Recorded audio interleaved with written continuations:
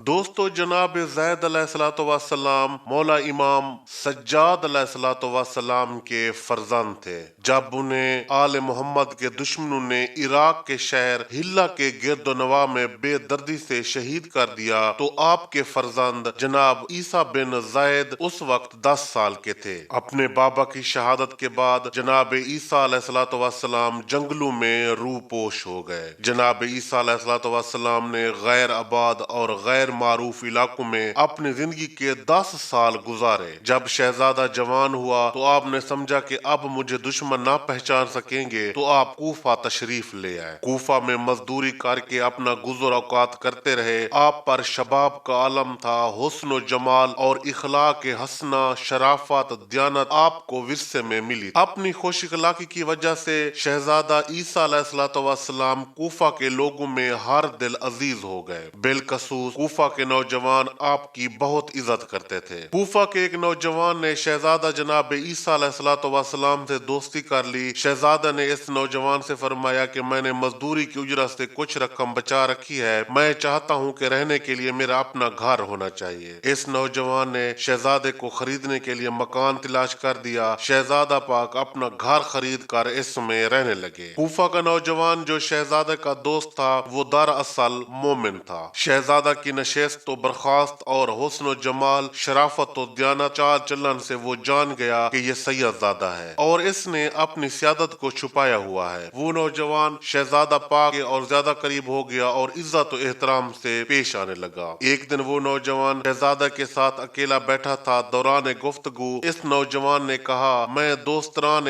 आले मोहम्मद में से हूँ, मुझसे कसम ले लो मैं आपका राज कभी अफशा नहीं करूंगा और किसी को भी नहीं बताऊंगा। वैसे मैंने आपको आपकी पेशानी के नूर से पहचाना हुआ है कि आप सैयद हैं। आपको अपनी जद्द पाक का वास्ता मुझे ये बता दें कि आप किस इमाम पाक की औलाद हैं। ये कहते हुए वो नौजवान शहजादे के पांव पर गिर पड़ा और रोने लगा। इस नौजवान को रोता देखकर शहजादे की आंखों में आंसू आ गए। नौजवान दोस्त की मोहब्बत और खलूस देकर शहजादे ने बता दिया कि मैं हजरत ज़ैद शहीद अलैहिस्सलाम का फर्जंद हूँ और इमाम अली ज़ैनुल आबिदीन अलैहिस्सलाम का पोता हूँ। जब मेरे बाबा पाक को जालिम ने शहीद किया तो मैं 10 साल का था। बाबा पाक की शहादत के बाद मैं पूरे 10 साल गैर आबाद और गैर मारूफ इलाकों में रूपोश रहा और जब जवान हुआ तो इधर कूफा में आ गया। मैंने तुझे मोमिन और दोस्त समझकर एतमाद करते हुए सब कुछ बता दिया। बस ख्याल करना बहुत मुश्किल दौर है, जमाना हम सादात का दुश्मन है, ये राज किसी को भी ना बताना। कूफे के इस नौजवान ने शहजादे को यकीन दिलाया और अर्ज किया, आप बेफिक्र हैं, मैं ये बात किसी को भी नहीं बताऊंगा। इस दिन के बाद वो कूफा का नौजवान शहजादे ईसा का बहुत एहतराम करने लगा। दोस्तों, शहजादा ईसा बिन ज़ैद शहीद अलैहिस्सलाम के दोस्त ने आप जनाब को एतमाद में लेकर कूफा के रहने वाले अपने दूर करीब के रिश्तेदार से शहजादे के लिए रिश्ता लेने की बात। वो लोग जनाब ईसा के पड़ोसी थे और आप जनाब की खिलाक हुस्न शराफत और दयानत हुस्न जमाल के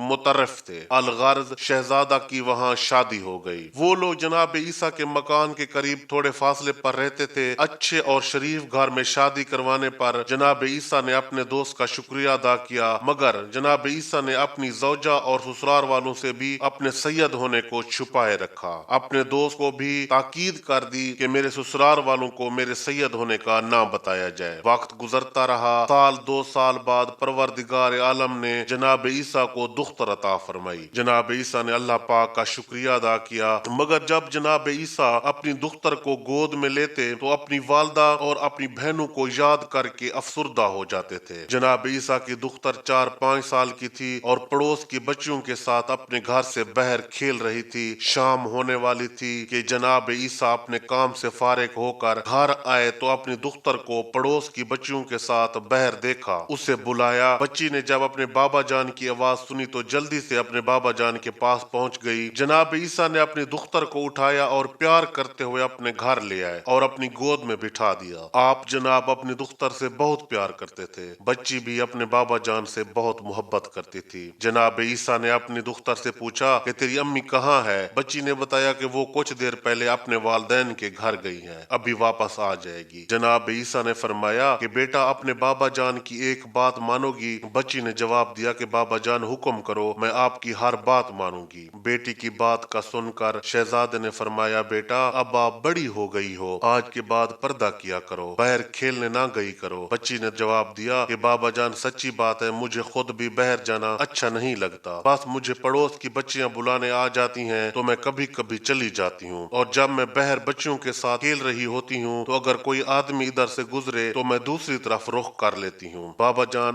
آج کے بعد میں باہر بالکل نہیں جاؤں گی، اور بابا جان مجھے چھوٹا سا برقع بنوا کر لا دو، جب میں اپنی امی کے ساتھ اپنے نانا کے گھر جاؤں گی تو برقع پہن کر جاؤں گی۔ جناب عیسیٰ نے اپنی دختر کو سمجھایا کہ یاد رکھنا، اپنی امی کو یہ نہ بتانا کہ مجھے بابا جان نے پردے کرنے کا کہا ہے۔ بچی نے کہا جی ٹھیک بابا جان، میں امی کو کہوں گی کہ میں نے آپ بابا جان کو برقع بنوانے کو دیا تھا۔ پھر شہزادہ پاک اپنی دختر کے لیے برقع بنوا لائے۔ شہزادہ عیسیٰ اپنی دختر کی تربیت خود فرماتے تھے۔ جناب عیسیٰ کی دختر اپنے بابا جان کے سمجھائے ہوئے مسائل کو یاد رکھتی، بچپن ہی سے واجبات دینی کو باقاعدگی سے ادا کرنے لگیں۔ جب جناب عیسیٰ کی دختر نے عالم شباب میں قدم رکھا تو پاک خاندان کی سیرت اور صورت کی مظہر نظر آئیں۔ پڑوس کی عورتیں جب شہزادہ پاک کے گھر آئیں تو آپ جناب کی دختر آپ کی نشست و برخاست اور اخلاق حسنہ، شرم و حیا، شائستہ گفتگو، سیرت اور صورت دیکھ کر حیران رہ جاتی اور ایک دوسرے سے کہتی کہ بظاہر ایک غریب گھر میں شہزادی پرورش پا رہی ہے۔ کوفہ کے ہر گھر میں عورتیں شہزادی کی تعریفیں کرتی رہتی۔ جناب عیسیٰ کے گھر میں کوفہ کی عورتوں کی آمد و رفت بڑھ گئی۔ سب عورتیں شہزادی کی تعریفیں سن کر ان کو دیکھنے کے لیے آتی اور واپس جا کر اپنے مردوں کے سامنے شہزادی کی تعریفیں کرتی۔ بالآخر کوفہ کے امیر گھر کے لوگ شہزادے عیسیٰ بن زید شہید علیہ الصلوۃ والسلام سے اپنے بیٹوں کے لیے رشتہ مانگنے آنے لگے۔ یہ بات شہزادے کے لیے تکلیف دہ تھی۔ جناب عیسیٰ کے لیے آنے والے لوگوں سے معذرت کرتے اور صاف انکار کر دیتے۔ کوفہ کا ایک بہت ہی امیر ترین شخص جناب عیسیٰ کے پاس آیا اور کہنے لگا کہ میں اپنے بیٹے کے لیے آپ سے رشتہ مانگنے آیا ہوں۔ آپ جانتے ہیں کہ میرا شمار کوفہ کے بڑے دولت مندوں میں سے ہے، مجھے میرے بیٹے کے لیے میری برادری کے لوگ خود رشتہ دینے کی پیشکش کر چکے ہیں۔ میری بیوی آپ کے گھر آئی تھیں اور آپ کی دختر کو دیکھا تو وہ ہر وقت آپ کی دختر نیک اختر کی تعریفیں کرتی رہتی ہیں اور وہ چاہتی ہیں کہ آپ کی دختر نیک اختر کو اپنی بہو بنائیں۔ آپ میرے بیٹے کے لیے اپنی دختر نیک اختر کا رشتہ دینا قبول کر لیں تو آپ کی بیٹی ہمارے گھر میں بہت ہی امن امیری کی زندگی گزارے گی، اور پھر آپ کو بھی محنت مزدوری نہیں کرنے دوں گا، کیونکہ میں تاجر ہوں، آپ کو اپنے ساتھ تجارت میں شراکت دار بنا دوں گا۔ آپ کا مقدر جاگ جائے گا، آپ کا شمار دولت مند لوگوں میں ہونے لگے گا۔ جناب عیسیٰ نے فرمایا کہ تجھے اپنی دولت مبارک کو مجھے کسی چیز کی ضرورت نہیں، بیٹیوں کے رشتے دے کر دولت مند بننا ہمارا شیوا نہیں، میں آپ سے معذرت کرتا ہوں، پھر میرے پاس رشتہ لینے کے لیے آنے کی تکلیف نہ کرنا۔ اس دولت مند شخص نے کہا کہ آپ کے سسرال والوں سے میرے اچھے تعلقات ہیں، میں ان کو آپ کے پاس لے آؤں گا۔ پھر شہزادے نے فرمایا کہ یہ کبھی نہیں ہو سکتا کہ آپ زیادہ اصرار نہ کریں اور مجھے اس بارے میں تنگ کرنے کی کوشش نہ کرنا۔ وہ دولت مند شخص اس وقت وہاں سے اٹھ کر چلا گیا۔ پھر وہ شخص جناب عیسیٰ کے سسر کے پاس چلا گیا اور اسے جناب عیسیٰ سے ہونے والی ساری گفتگو کی تفصیل بتائی اور کہنے لگا کہ آپ کے داماد نے اپنی دختر کے لیے کیا سوچ رکھا ہے، مجھ جیسے دولت مند کے بیٹے کا رشتہ بھی ٹھکرا رہا ہے، وہ آپ کا داماد ہے، آپ اسے سمجھائیں کہ اتنے بڑے گھر کا رشتہ نہ ٹھکرائے۔ جناب عیسیٰ کے سسر نے اس دولت مند شخص کو تسلی دی اور کہا آپ اطمینان رکھیں، ہم اپنے داماد کو ہر صورت میں راضی کریں گے اور آپ کے بیٹے کو اپنی نواسی کا رشتہ ضرور دلوائیں گے۔ آپ کو پھر ہمارے داماد کے پاس جانے کی ضرورت نہیں، آپ یہ ذمہ داری ہم نبھائیں گے۔ وہ دولت مند شخص مطمئن ہو کر گھر چلا گیا اور اپنی بیوی کو تمام باتیں تفصیل سے بتا دیں۔ جناب عیسیٰ کے سسر نے اس دولت مند شخص کو تسلی دے کر روانہ کیا، پھر وہ اپنی برادری کے لوگوں اور اپنی بیوی اور بیٹوں کو ساتھ لے کر رات کو شہزادہ عیسیٰ کے گھر پہنچ گیا اور اپنے داماد سے اس دولت مند شخص کو رشتہ دینے کی بات یہ سن کر جناب عیسیٰ کہنے لگے چچا جان میں آپ سے معذرت چاہوں گا، مجھے مجبور نہ کریں، میں اپنی دختر کا خود مالک ہوں، میں یہاں کسی کو اپنی دختر کا رشتہ نہیں دوں گا۔ جناب عیسیٰ کے سسر نے کہا ہم نے تجھے شریف النفس سمجھ کر اپنی بیٹی کا رشتہ دے دیا تھا، جبکہ ہم یہ بھی نہیں جانتے تھے کہ آپ کس قوم قبیلے سے تعلق رکھتے ہو، اور ہم نہیں جانتے تھے کہ آپ کا آبائی وطن کہاں ہے۔ آپ کی دختر ہماری بھی تو نواسی ہے اور ہم بھی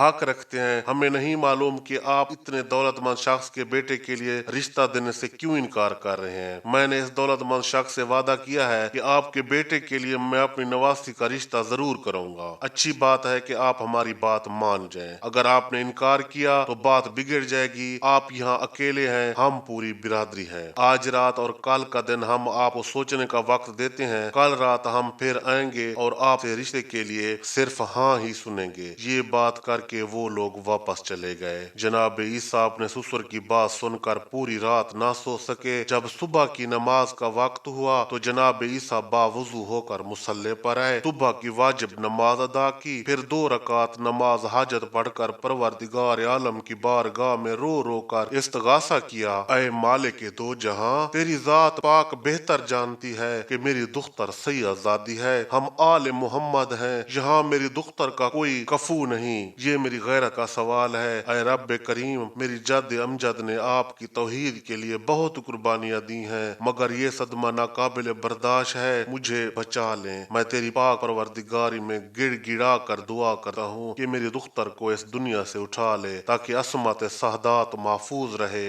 یہ دعا مانگتے ہوئے شہزادے نے بہت گریہ کیا۔ جناب عیسیٰ دعا مانگ کر مصلی سے اٹھے ہی تھے کہ اچانک شہزادے پاک دختر کی طبیعت بگڑ گئی، پیشانی پر موت کا پسینہ آ گیا اور شہزادی دنیا سے رخصت فرما گئیں۔ سارے کوفے میں شہزادی کی رحلت کی خبر پھیل گئی۔ بہت تعداد میں لوگ نماز جنازہ میں شریک ہوئے۔ 1-2 دن بعد شہزادے اپنے دوست سے تنہائی میں ملے تو اسے بتایا کہ جب میرے سر سے پانی گزرنے لگا تو میں نے اپنی بیٹی کی موت کی دعا مانگی جو میرے خالق نے سن لی۔ اپنے دوست کو یہ بتا کر وہ زور زور سے رونے لگے۔ اس نوجوان دوست نے پوچھا کہ آپ نے جب اپنی بیٹی کی موت کی دعا خود مانگی ہے تو پھر رو کیوں رہے ہو؟ شہزادہ نے جواب دیا، میں بیٹی کی وفات پر نہیں رو رہا، بلکہ میں اس لیے روتا ہوں کہ میں اپنی بیٹی کو یہ بھی نہ بتا سکا کہ تم مخدوم کائنات سیدہ صلوات اللہ علیہ کی پاک دختر ہو۔ اِنَّ لِلَّهِ وَإِنَّا إِلَيْهِ راجعون۔